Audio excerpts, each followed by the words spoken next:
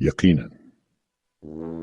यहाँ एक सब कामूज और लफाजी से मज़ीन कहानी है एक बादशाह और उसके ईमानदार वफादार मुलाजिम की, जो अखलाक, वफादारी और हुस्न सलूक का दर्स देती है। कहानी बादशाह और उसका ईमानदार मुलाजिम एक ज़माने का जिक्र है।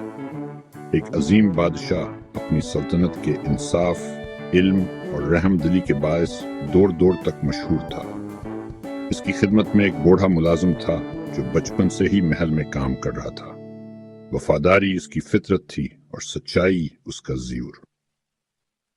वो नहायत सादा जिंदगी गुजारता, कभी अपनी वफादारी का सलाह न मांगा, न शिकायत की, न एहसान जताया। जब बादशाह बीमार होता वो उसके पांव दबाता, जब खुश होता उसकी खुशी में शामिल होता। वो खिदमत को इबादत समझता था। एक दिन कुछ दरबारी हसद में आकर बादशाह के कान भरने लगे। जहां पनाह, ये मुलाजिम खजाने की चाबियां रखता है, शायद उसने माल छिपा रखा हो। बादशाह ने दिल में शक बिठा लिया। उसने हुक्म दिया कि मुलाजिम के कमरे की तलाशी ली जाए।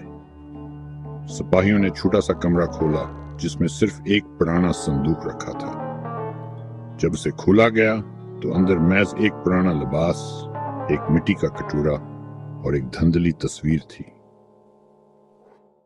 मुलाजिम ने आंखों में नमी ली अर्ज की, जहां पनाह, ये वो लिबास है जब मैं महल आया था। ये कटोरा वो है जिससे मैं पानी पीता था, और ये तस्वीर मेरी माँ की है। मैं रोज इन चीजों को देखकर खुद को याद दिलाता हूँ कि कहां से आया हूँ, ताकि गरूर मेरे दिल में ना आए। बादशाह की आंखें शर्मिंदगी से झक गईं। उसने मुलाजिम से माफी मांगी और उसे दरबारियों के सामने इज्जत से नवाजा।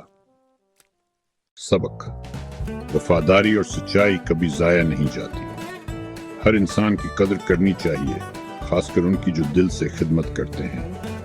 शक के बीज रिश्तों को कमजोर कर देते हैं, जबकि भरोसा उन्हें मजबूत बनाता है। अगर आप चाहें तो मैं इस कहानी को किसी मखसूस तर्ज नसर, मसलन बच्चों के लिए शायराना अंदाज या नसाबी अंदाज में भी ढाल सकता हूँ।